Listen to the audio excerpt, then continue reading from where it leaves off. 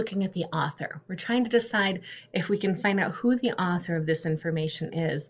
And first of all, if they have bias, if they have a strong agreement with one side or the other, or if they have an agenda. What is it they want us to do? What is it that they want us to believe? Why did they write this in the first place?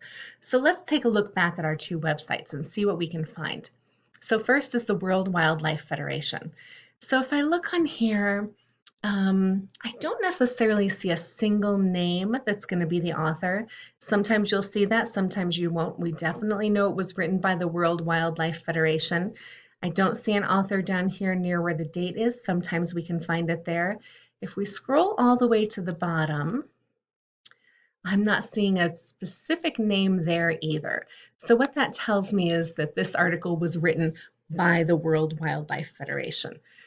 To find out a little bit about them, let's go over here to About Us. I'm going to click on that and see what we can find out about the World Wildlife Federation. So here we've got a picture, who we are. Let's take a look at that. 60 years, they've been around for 60 years. So that tells me that they've been around for quite a while doing what they're doing. They work in more than 100 countries. They collaborate with people around the world to develop and deliver innovative solutions that protect communities, wildlife, and the places in which they live. So if I'm thinking about their bias, they are definitely for protecting wildlife. Okay. If I think about their agenda, they're looking to help protect the communities, the wildlife, and the places where they live. That is their agenda. Okay, so we've got a little information about that one. How about this one about the tree octopus? So if I look on here, I don't see an organization up top. I don't see a name up here. Let's look down at the bottom. And I can see right here the author of this article and its subsections is Lyle Zapato. And that looks like a hyperlink. I'm going to click on this and see what we can find out about this author.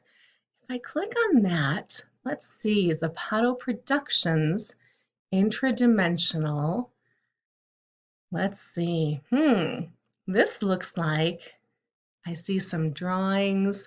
This looks like fiction to me.